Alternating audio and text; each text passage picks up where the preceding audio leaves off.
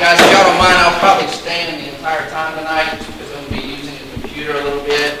Normally when we do a workshop, we just kind of sit around in a circle and work through our handouts. I knew we'd have some people here tonight, so I just wanted to make sure that they could see what we're talking about as well. So I'll be here at the computer a little bit, and of course we'll have technical difficulties just because I'm relying on the technology. I apologize to you guys also. I just set them so they can see the screen too, so you may not be able to hear them, and I apologize for that. It's just not a good setup.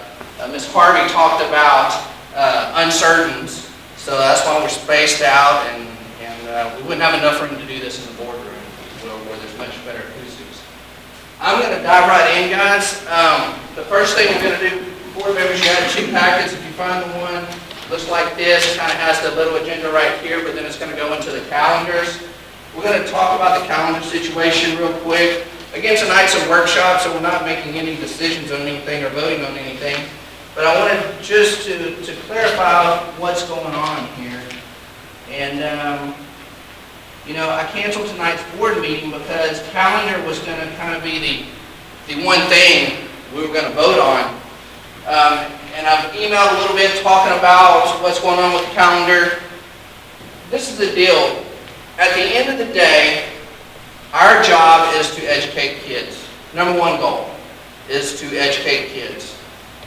And you hear it all the time as research is done with it about the summer slide. And so essentially what happens is the kid gets out for summer vacation and just naturally loses a little bit of what they've learned over the school year. And so that's why when you start a school year, probably the first couple of weeks are spent reviewing, just to get kids back on track, caught up mentally, and get them going. Well, with this horrible pandemic of COVID-19, we have a summer slide, guys, it's almost 5.5 months. So we're going to be facing some learning gaps of historical, measures. It's crazy. And so that's the premise behind all this calendar talk you see in the media, or you've seen districts have already made a change, edited theirs, and so forth. Well, we had a district advisory committee meeting last week or the week before. Our committee members, we discussed it. We came up with 2 other revisions based on the calendar we already voted on earlier this year. Had that information ready to go for you tonight. And then I learned in our TEA Zoom meeting that we had last Tuesday that tomorrow's Zoom meeting would talk about next year, ADA and funding and fall instruction. So I didn't see the point in trying to adopt a new calendar tonight, just maybe have to come back in a couple of days and redo it. So that's where we stand right now.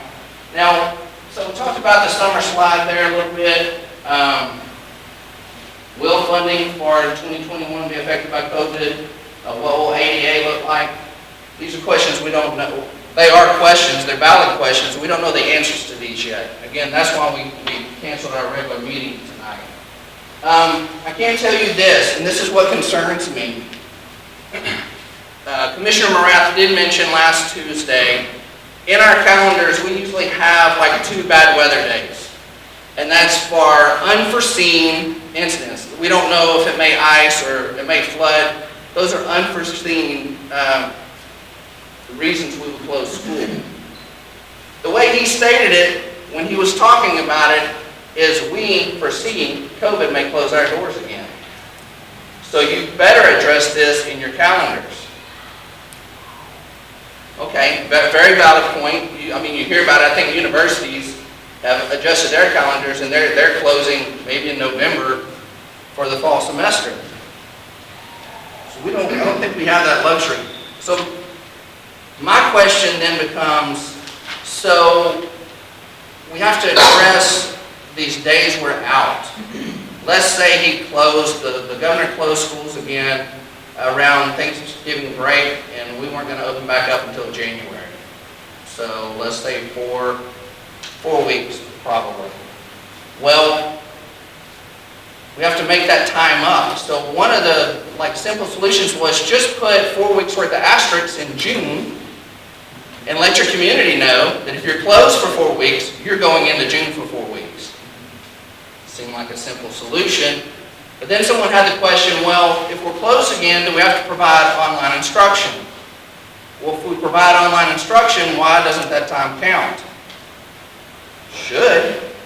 So you can see, like, it's just as fluid as it was when it started, because there's a lot of questions with no answers. So again, that's why we're stuck with this calendar situation.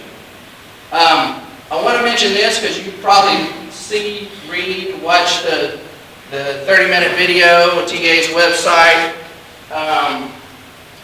Additional school days a year. HB3, this is available through HB3, is half-day formula funding.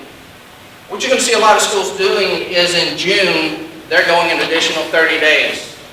Okay? And the state says, well, we'll fund you half those days. Okay? It is up to 30 days. It only goes pre-K through 5th grade. Students are not required to attend, but your funding is based on a per pupil basis. So you have to watch your expenses versus how many kids are showing up you're providing services for.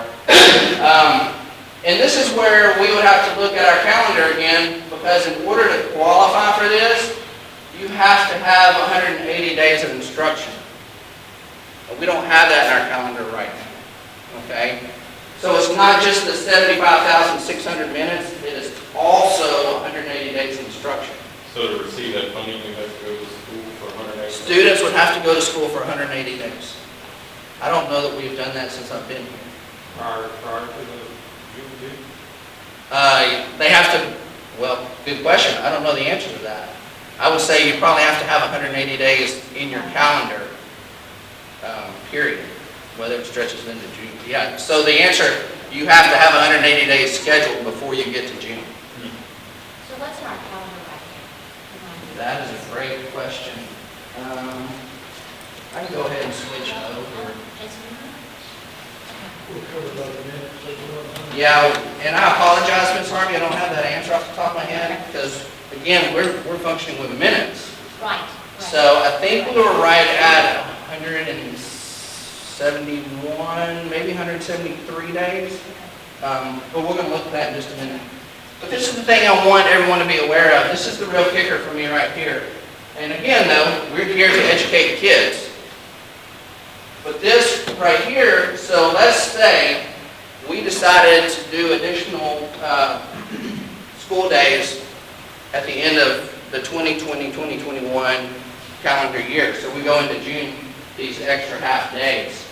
Well, we pay for them out of this budget that's coming up. And the state wouldn't reimburse us until the spring of 2022. Okay? Now, that's okay. We have the money in the bank, we could do that. Or we're also getting into a new biennium where everybody says funding's going to be cut. So again, that's why I'm standing right here. Because I keep rubbing my head like I don't have all the answers. And just real quick, I'm going to switch over to the calendar so you guys can see them. But these are just a verbal of what's going on with the 3 revisions. So we have, I'll show you in just a minute, our regular calendar that was voted on and approved for next year. Revision 1 bumps the start of school to Monday, August 17th. That's the earliest we can do it with our District of Innovation plan. Revision 2 only bumps it to Tuesday, but it gets rid of these half days that we have for early dismissal. And essentially what's happening in these two is that we've added 6 student days. So instead of 75,600 minutes, we'd have 80,100 minutes, which equals 10 additional or extra days when it comes to minutes. I still don't know if we make the 180, and I apologize for not knowing that. I should have counted. Is that getting rid of that day every 6 weeks that we've been given? That's what's going on with both these, and I'll show you guys right now. What's happening is both these calendars, we're essentially doing away with all our staff development days and making them student days, instructional days, all except for one. That's in September for parent-teacher conferences at the elementary, because that's a requirement. So I'll show them to you, but just keep in mind, that's the only difference here. It's still the same number of days. This one hangs on to a half day at the end of the fall semester and a half day at the end of the spring semester. This one does away with those so that it can start on a Tuesday. And then also you have in there, I don't think I made a copy of it, or it's on my computer. But that last page in this packet, that's the results of the last district advisory committee vote on the calendars. So you can see of the 16 people, 12 voted for revision 2, and 4 voted for revision 1. Let me pull those up for you guys. So this is our regular calendar. Let's see if I can scroll this. So you can see it.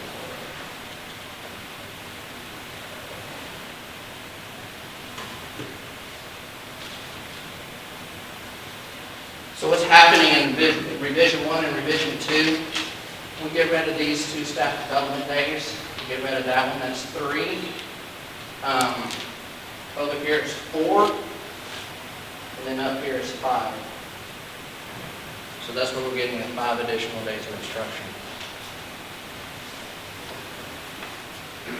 So that's the original calendar.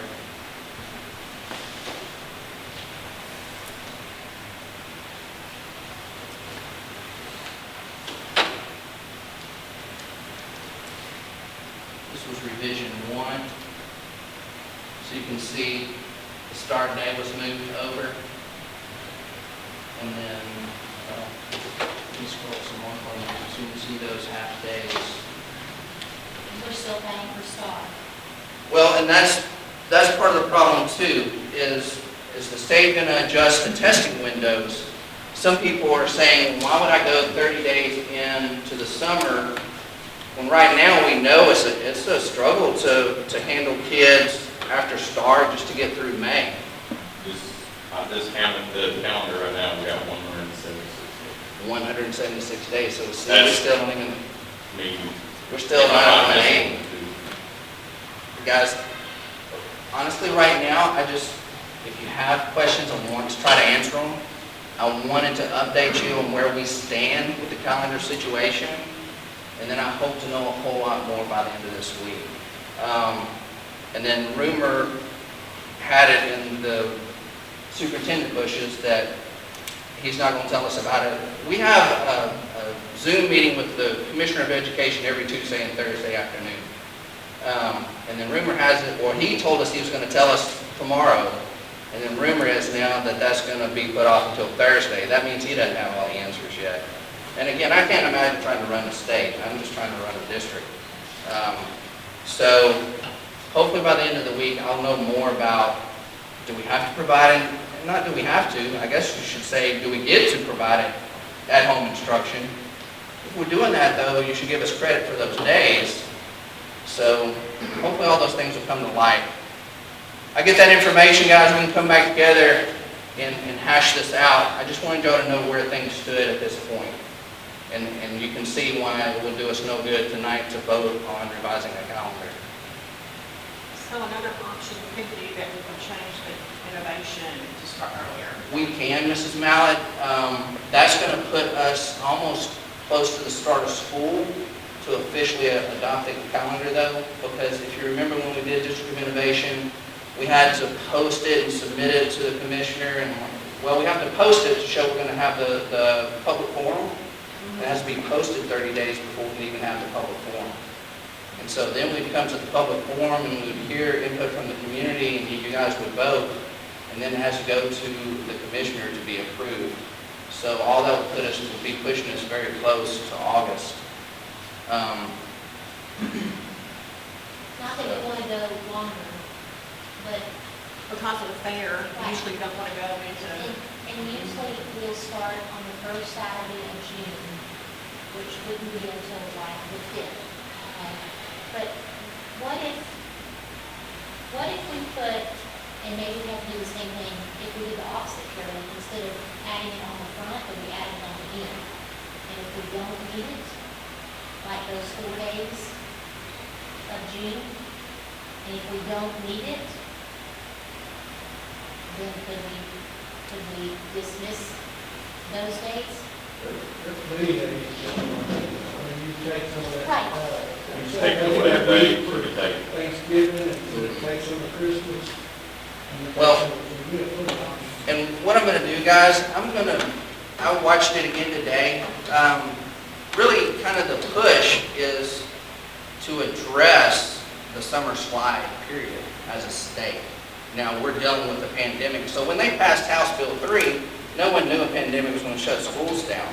It was really just addressing the summer slide.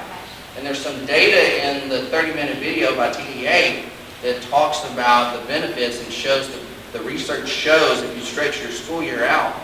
So I'm going to share that link with you guys, ask you to watch it when you get a chance, because it's really some outside-of-the-box thinking about your calendar.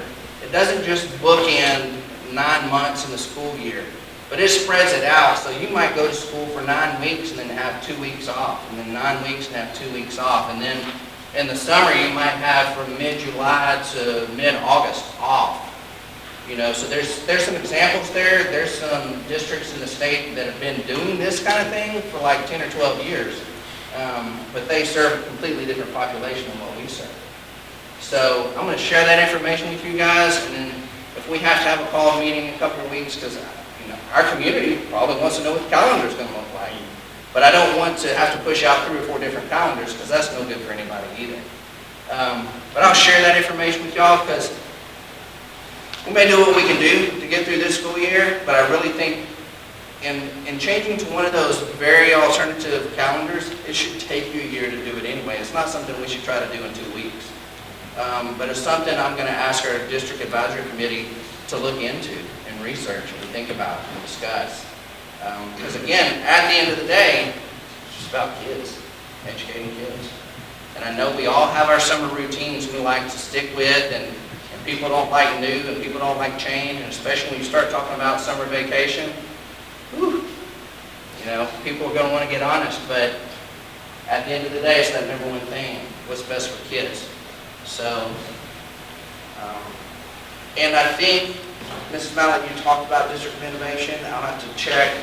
I don't think it's this next coming school year, but the year after that is when we have to revise it anyway, because it's been that 5-year period. So that's something we're going to be looking at anyway. I've thrown a lot at you for one item. You guys good? You can call, text, email, but I just wanted you to get up to speed, because I don't know what you're hearing in local news, or if you're reading something on the internet and you see all these districts are doing all these things with calendar. I want you to know we're doing all these things with calendar too. We should know which one to do just yet. So we've got 4 to 6 days in our original calendar that we can jumble around. We can jump around things. The one thing I hate is staff development, professional development is important for teachers. But right now, we've got to catch these kids up somehow. So, Labor Day, the holiday, Labor Day. We could do away with that one if we needed to. That's not mandatory. That's not. Right, no, sir. No. I'm not sure there is a holiday we're required to take. I was just looking through the holiday. We could agree on it. I don't know if kids can do it, but we can get away without it, because I know they look forward to Right. the day off, and that helps. So, Right. You guys good with the calendar?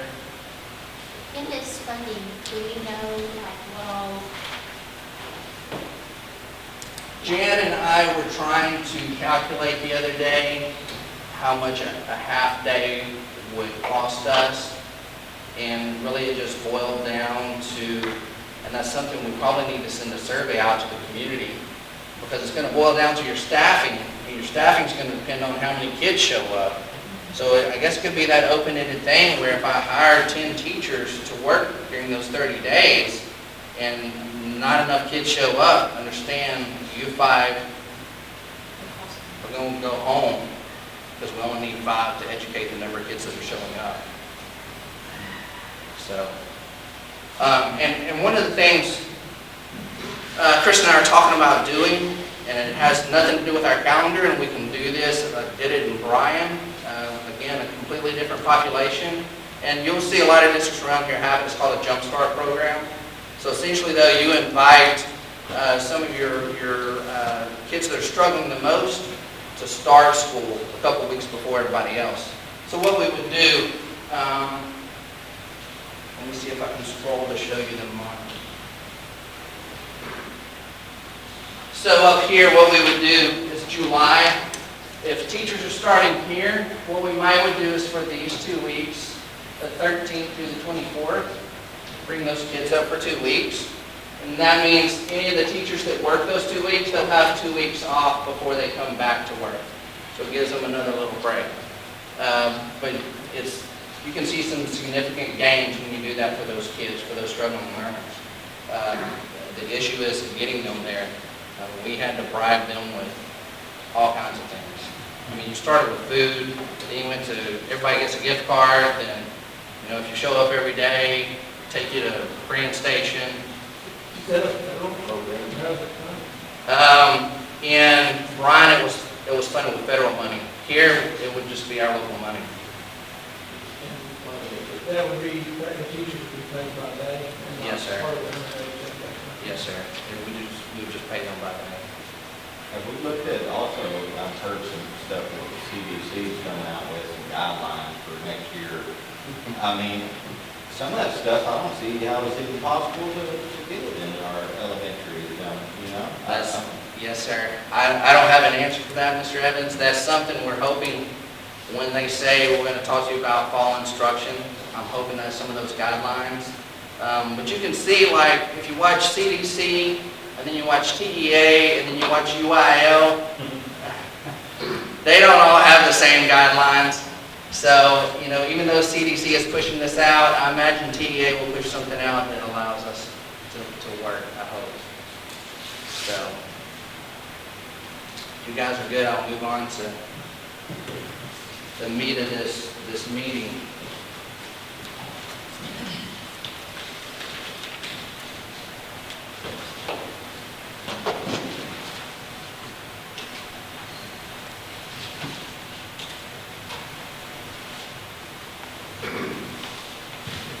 So you see there, guys, on the cover page of the budget handout, we've been working on this budget stuff for quite some time. Since I got in this position, eight budget workshops we've had. The budget that we're working on right now, we're talking the most about tonight will be for 2021. We're going to review the budget for 1920 real quick. But I would probably say back August 1, 2019, we're already talking about 2021, if I had to guess and go back and look at notes. So we've probably been talking about this budget at least 4 times in a workshop. So I may go through some of it quickly. You guys know when we're doing this stuff, stop me, ask your questions. I'll do my best to answer them. But again, we've been working on this one for a little while. First thing, just real quick, total summary. Just revenue and expenditures for the current budget we're in, that will end in August. We approved a revenue of 5.8. We approved expenditures of 5.5.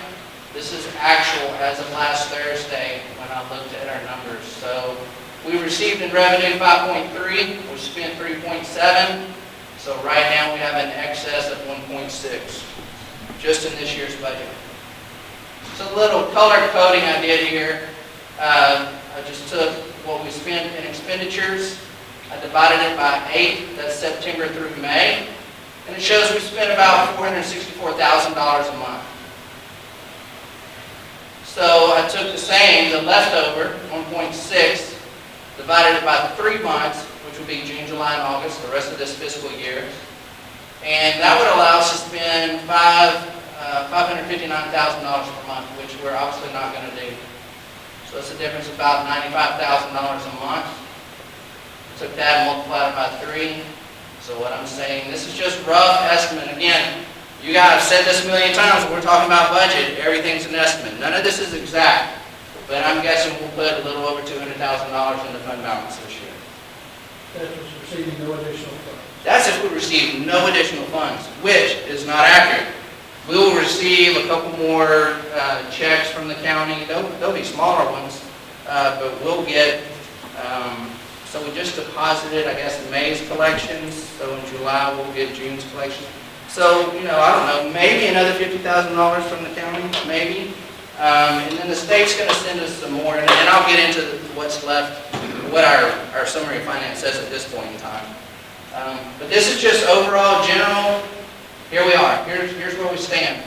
Now, and what we have to remember too, people are going to say, well, you've been closed for 2.5 months.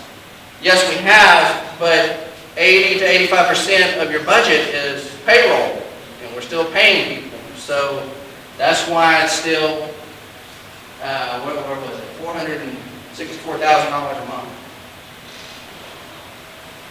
What I've done, the next couple little boxes or slides, is just take this information and get a little more specific with it.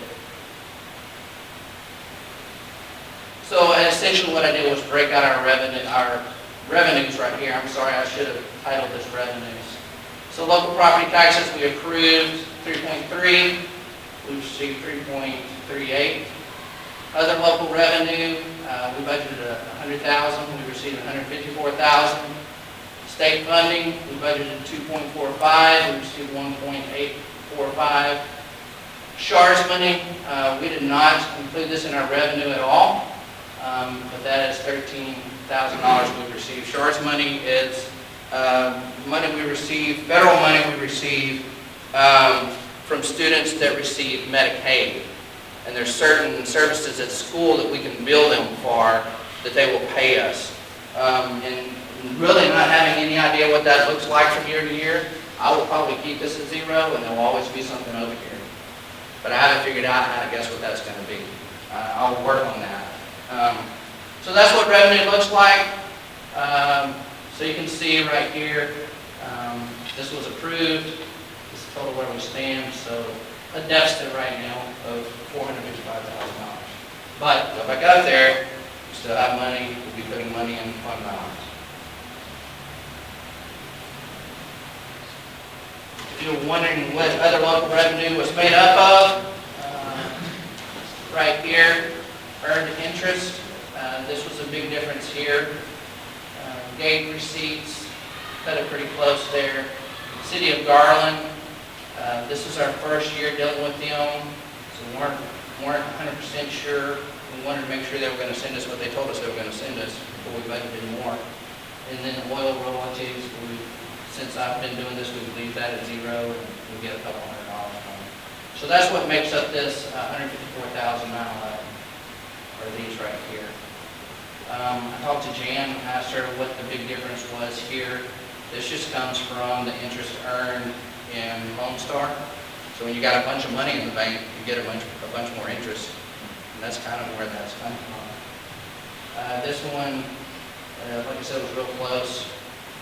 We have to work on people trying to sneak into events, football, volleyball, basketball, because I think we should have more gate receipt than what that showed. State funding, which is always a task to try to figure out. Again, we broke it down. Foundation, this is what it was 2.35, 1.7. Available school fund, we budgeted 100, we received 73. So you see the approved and the actual at this point. Gives us this deficit right here, 604,000. The reason our total deficit was not the same up there is because, again, we received more local. What we've done here, this is what the summary finance is telling me we'll receive. And I added what's left in available school fund and foundation school plan. Makes that right there. So this is the remaining, so we're sitting at this. And I'm not so panicked. This time last year, it showed we had a deficit of $475,000. Guys, we'll get some settle up. I just don't know what it's going to be yet. And let me tell you why. There's a couple of things that are making this pretty tricky. First off, our state funding, if you remember, we've been talking about this for over a year. Our ADA is 503, which kills me because our enrollment is close to 550. That means on average about 47 kids a day are missing school. There's no excuse for that. There's none. We've been working on that since I've been in Iola. And that's money, and kids are just staying home, stay home. Now, I say that amongst the pandemic, so I guess I should watch what I'm saying, but, so this is what they're doing right now, because we've all been asking, how are we going to get our funding? Well, they're taking our ADA, what it was when we closed, that was at spring break for us, and then they're going to take the ADA from the 5th and 6th, 6 weeks last year, and average them together to figure out our total ADA whenever we get to settle on time. So that's a little tricky. This is another thing we have to keep in mind too. Remember, this is a new funding template. This was HB3 made this new. So we started this process back in version 6, our funding template. This one that we're talking about tonight is version 16. So that changes things a little bit. So back up just a little bit. Yes, sir. They're using last year's 56 weeks ADA. Yes, sir. Percentage or It'll be the number. the number? So if you had a large growth, they're just out that much. Yes, sir. I thought they were just, originally what we were told is that we're going to take our ADA, what it was when we got out, and use that. And Ms. Marks, who is in charge of PIMS, all our data entry that drives this funding template, she shared with me that they decided to do this, and this 5th and 6 weeks. It doesn't make, I'm not too worried about it. I think when we ended last year, our ADA was around 503 anyway. Typically what you see is attendance will increase the 6 weeks anyway, because everybody wants to make it to that class party or that award ceremony or just the last day of school so they can see their friends. So I'm not too worried about that, but I wanted you guys to be aware of what's going on there. We're taking a little hit in our transportation allotment, and it's basically the way they do that is $1 per mile. And so we normally would have driven around close to 75,000 miles, but when you're short 2.5 months, this is our actual transportation allotment. I entered that last week, and so there's $17,000 there. And this is interesting here. The elementary and secondary school emergency relief. This is federal money. When it first came about, this is through the CARES Act. When it first came about, they told us, well, you can apply for this, you should apply for this, apply for this. And they tell us we're eligible for $68,000. And then they tell us, well, if you apply for it, it's going to come out of your state funding. So then the question was, well, why would we fill out all the forms, apply for this federal money, if we're going to lose that same exact amount of money in state funding? Now we've been told you have to apply for that because it's coming out of your state funding. So we're still getting the $68,000, but it may not be through these two funding sources. It's federal money. So the state's trying to make up their. So, it's not a bad trick on the state's part. They're still funding us like they have to fund us according to legislation, but $68,000 of it's not coming out of the state's pocket, it's coming out of federal pocket. So those are the things we're dealing with as we wrap up our current budget.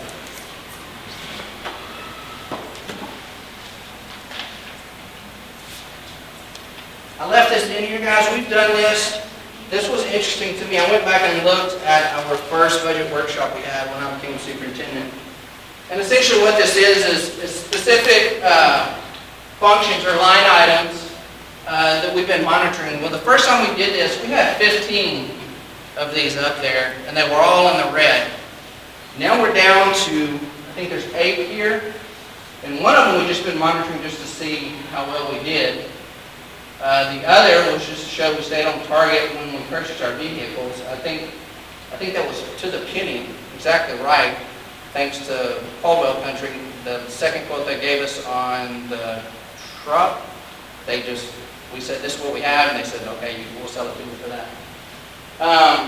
This is one we talked about, went over a little bit, and to be honest, guys, this would be a little bit worse if we'd have had 2.5 more months of school. So we're looking at adjusting that one. Game officials, We were monitoring that, we're still good on those training supplies. I remember I put training supplies on here and told you in February, that's going to be budgeted differently from now on, because what we have is one line item for training supplies, and then all the sports order out of that line item, which by the time you get to the spring, may not have much left in there. So what we're going to do is take training supplies, and we're going to dig that out amongst the individual sports so that they can get the training supplies they need. Game officials, like I said, I was worried about that, and you're going to see when we get into the next part of this, the next budget, we're adding to that because I think football and volleyball officials, their fees are going up, I believe. So we want to make sure we cover our bases there. I talked to Dave about this. There was some miscommunication about which activities cost what, so we're fixing that for this next year. Guardian program, I'm not sure. I think this came from, I budgeted for stipends because there were 4 guardians and they each received $800 stipend, and I just didn't include ammunition and I think a couple other things like that. Oh, it's the training. That's what it was the training. So we're working on that. And then this had to do with, we budgeted that correctly, but I did not realize that we were due for our safety audit this past school year. So that's why that was over. We know this amount and we budgeted for it correctly, but I didn't realize our 3-year window for our safety audit had come up. And that's off to the amount we had to pay for our safety audit. Did I leave anything out there? So again, the good thing is we went from 15 to 8, and these 8 we're really just monitoring to make sure we got it spot on. There's nothing over. Well, I apologize. That one's over, and these 3 are over, but we know why and we're fixing it. So I think that leads us into next year's budget.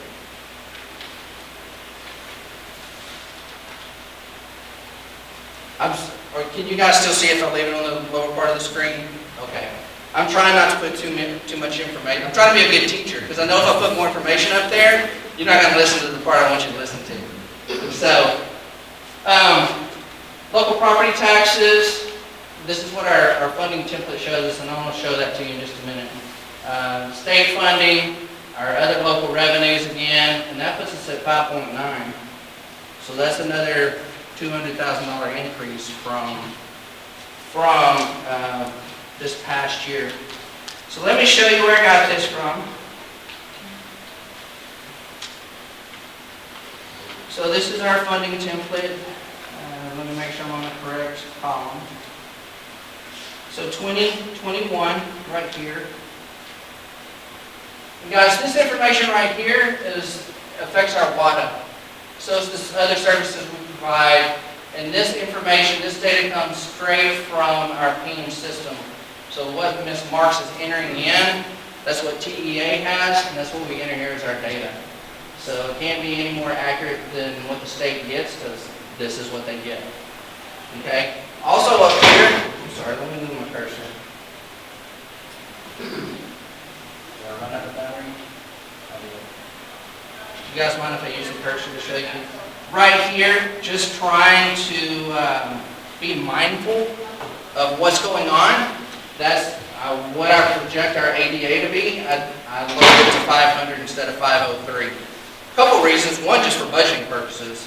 2, though, is I don't know how many kids aren't coming back. I've had a few parents tell me, my kids aren't coming back until there's a vaccine. Ooh. And now we're trying to figure out, okay, no problem. And TA is supposed to be getting us a PEAMS code that if we educate that kid online, we can still count them for our ADA. So that's just one of those little things I like to sit around at night and think about, okay, how are we going to educate that kid, get that PEAMS code so we can count them as part of our ADA. It's fun stuff. I mean, call me up anytime we talk about it. So we're in this column right here. Just want to show you that's where that data comes from. This one right here is an HB3 thing. It's called our census block. Census block 1 has the lowest funding. And again, what this is students, economically disadvantaged students, is what that's talking about. And then as you go through Block 2, Block 3, Block 4, and Block 5, the funding for that student increases, okay? Well, you can see over here, Mr. Pierce from the Service Center started entering this data for us, and we have kids that fall in, you know, even down to Census Block 3, Census Block 2. Well, I took them all and put them in Census Block 1. Okay, again, trying to pad our funding a little bit, give me a better idea of what the state's going to send us, if that makes sense. Essentially what I'm doing here is shrinking our funding. Okay?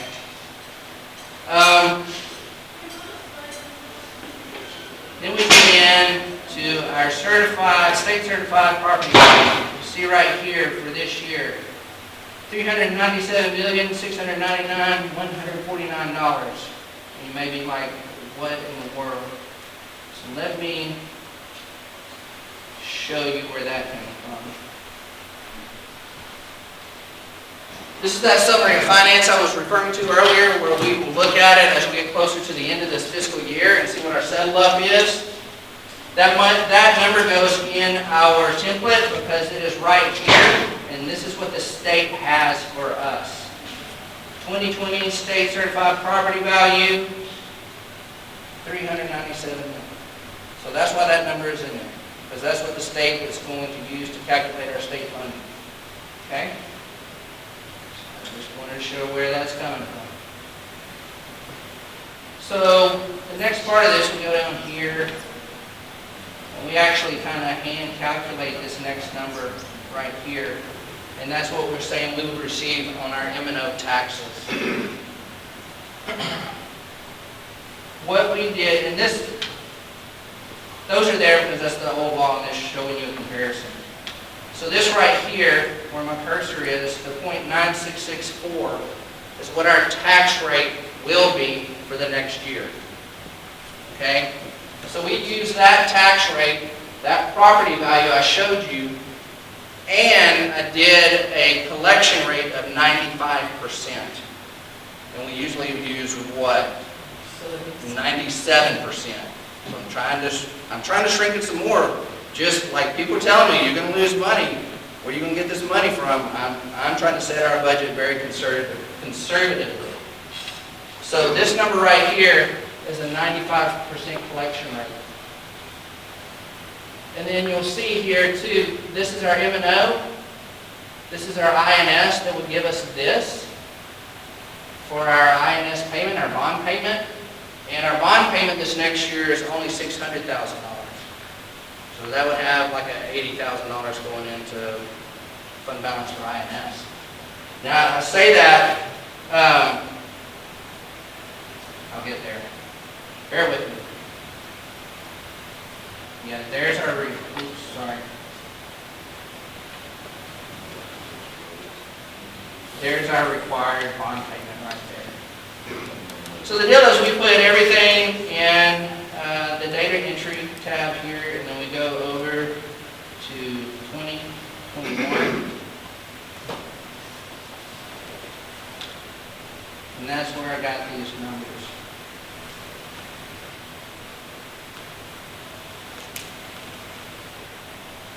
So that gives you your state funding. That's what you saw in that table. This was from my local taxes. That's what you saw on the table. Apparently I had a typo in there. This is 5.8. What did I have in there? 5.9. Don't know why I had 5.9. Oh, I know what it is. I'm sorry. It's the $100,000 in local.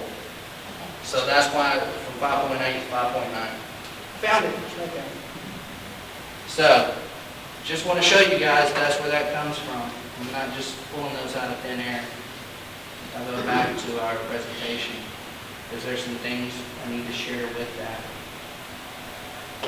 So I wanted to share this right here. You see 2018-2019 tax rate was $1.23. This past year was $1.16, and if we're right about all this stuff, then we go down another 2 cents. That should make taxpayers happy because we're continuing to decrease our tax rate. Then the fifth golden penny. Let me show you what I'm talking about there.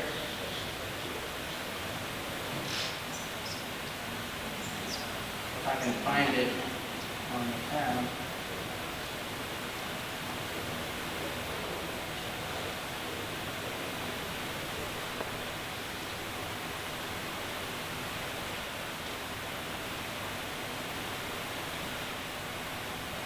Sorry, there's just a few tabs.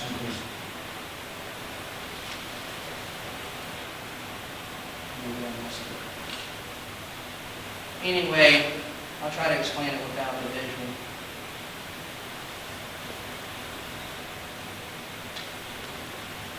So HB3, right, and our property values increasing drives our taxes or compressing our tax rate. Well, we get 4 golden pennies back. We actually get 5. So what will happen the night we adopt our budget, our tax rate, we'll vote for that 5th penny. The board will vote for that 5th penny. But it has to be a unanimous vote. And if it's not, then it just goes back. So what you saw up there, an M&O tax rate of 0.9664, it would be 0.9564. If it wasn't a unanimous vote, it just automatically goes to 0.9564. And for us, that's about $100,000, just in general. So that's why I have that little note up there, just so you're aware of that coming up in that board meeting, that we'll be voting for the 5th golden penny. What did I do on the revenue or the expenditure side of this?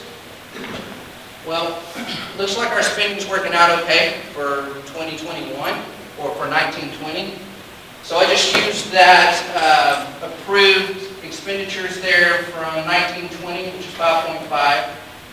I took away the one-time expenditures for this last year, you know, the vehicles, the different things we were doing.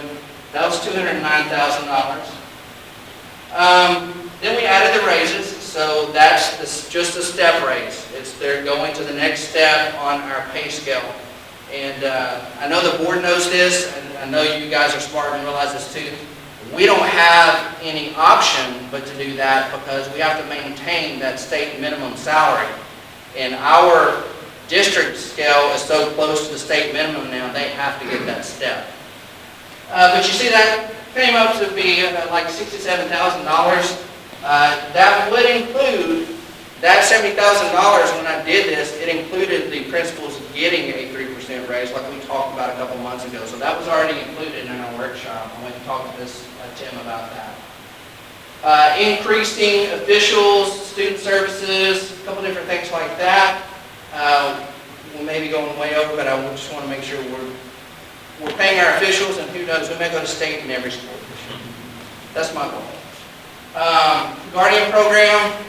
So I think we have 3 more employees that have taken and passed and have their license to carry.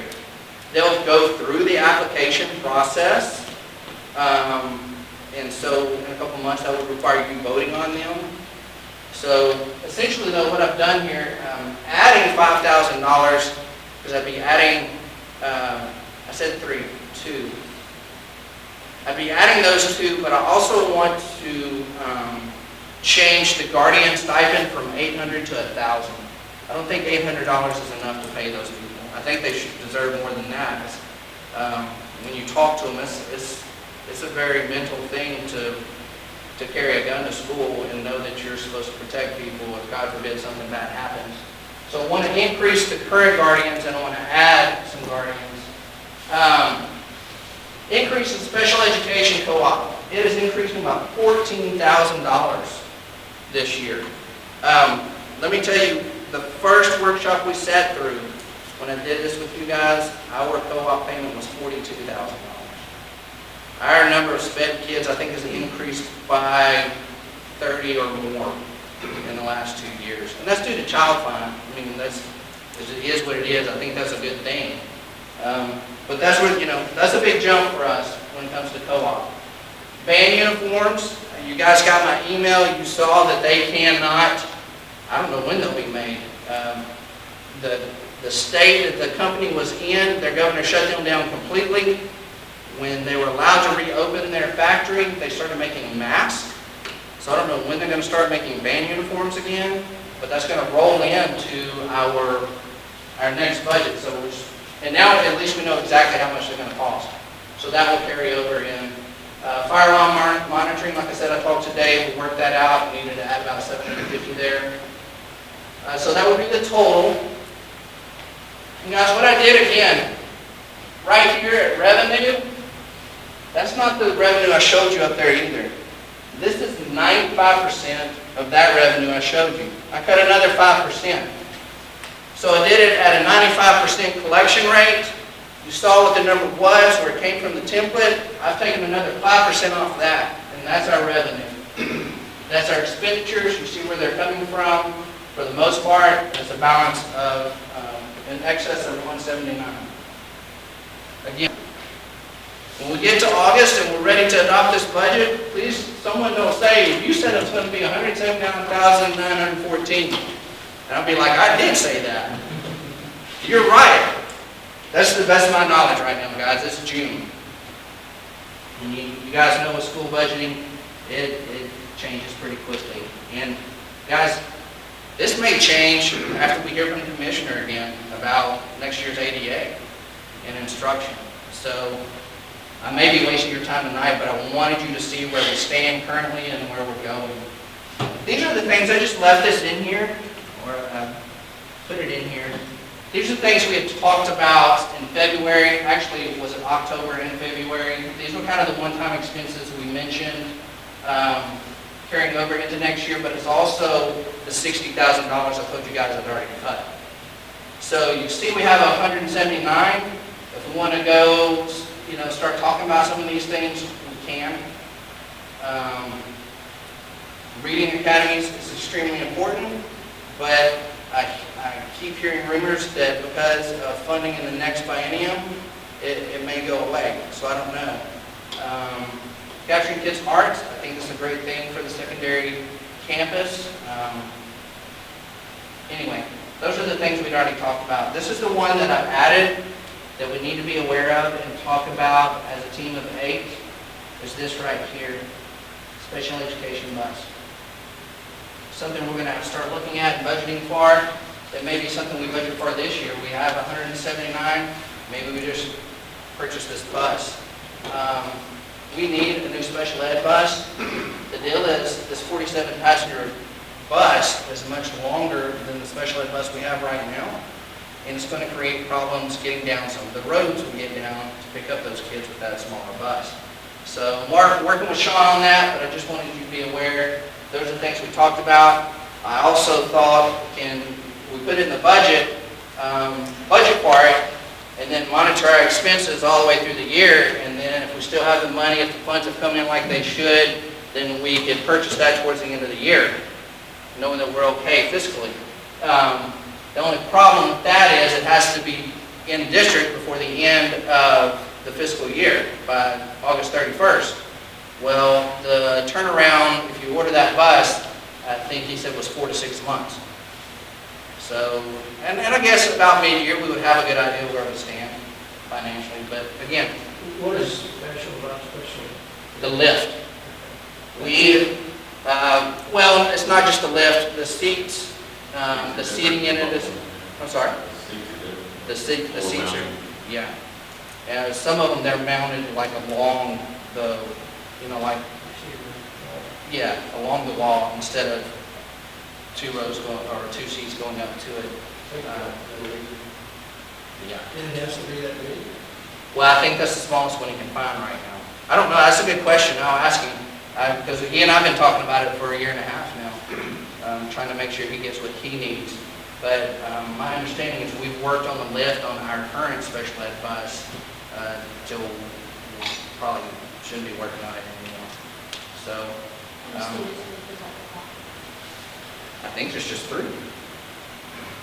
So, it's a big expense.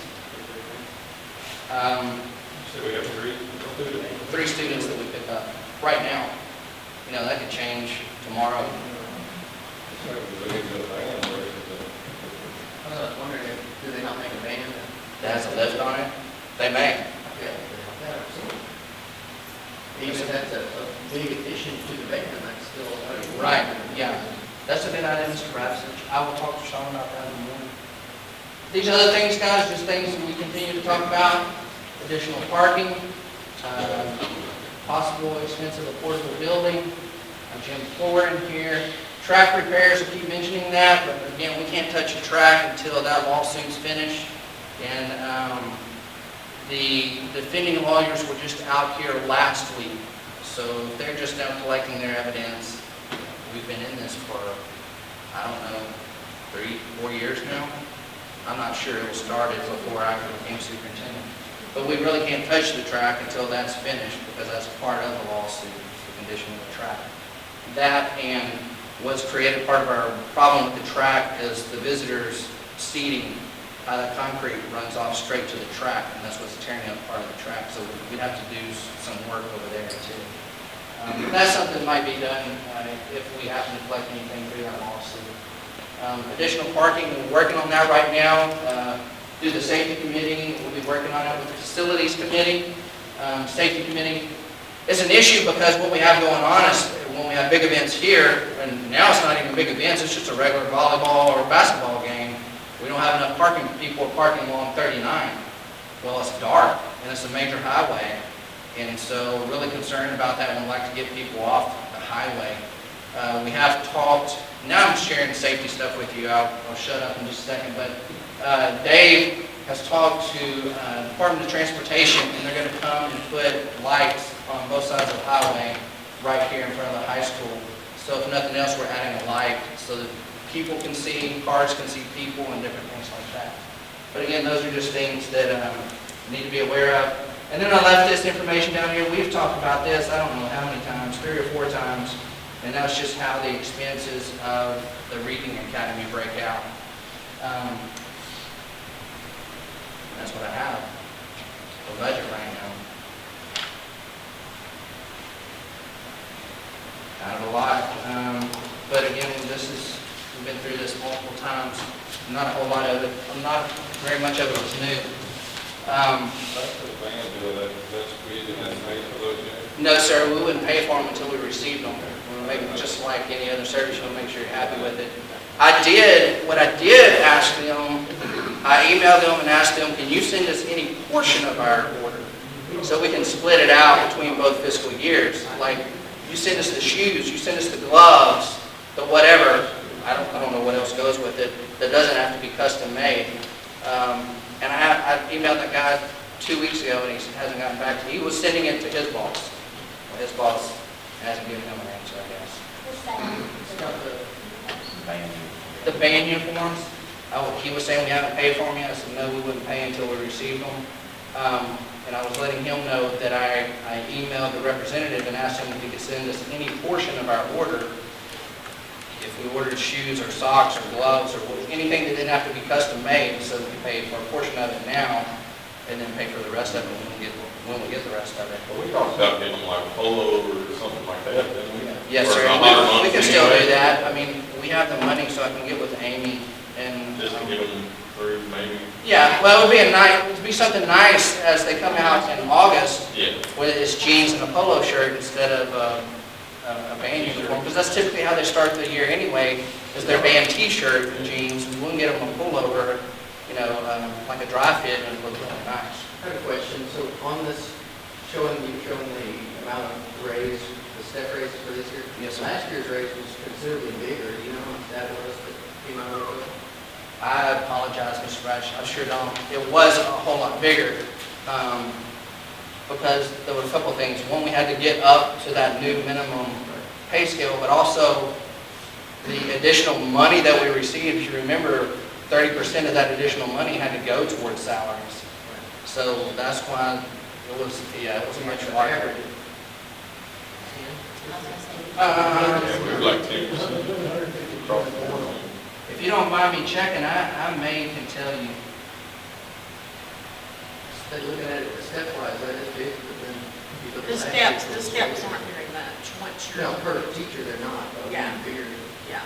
$7,000 across the board a lot, last year was around 50. Cost of space, so we have to pay for the teachers a raise. Right. Yeah. So raising the board. Right.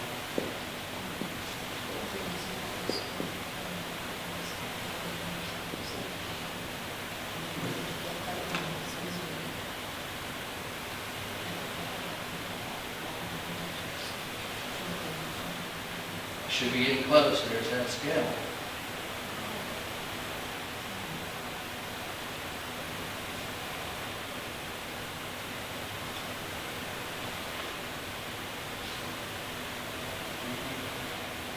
We'll break it down in addition.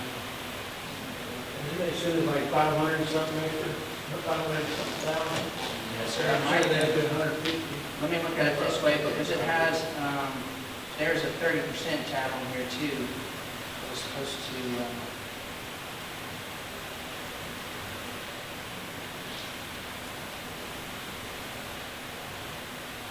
see, so it would have told us that our 30% was at $176,000. I don't know that we missed that much. Well, you know, I think he was right, I think it was 150 for some reason. I do remember that we were well into our 30%, but a lot of it just came from matching that, Where we need to where we needed to be. Yes, sir, because with most districts, that new scale hit the mid-range people. And you remember, those are the people who got our biggest raises. You know, some were close to maybe $3,000, but once they got that $3,000 raise, they were only like $14 over the state minimum. So that was a difficult task to figure out last year. Anything else, guys? I'll keep you apprised as I get information from the commissioner.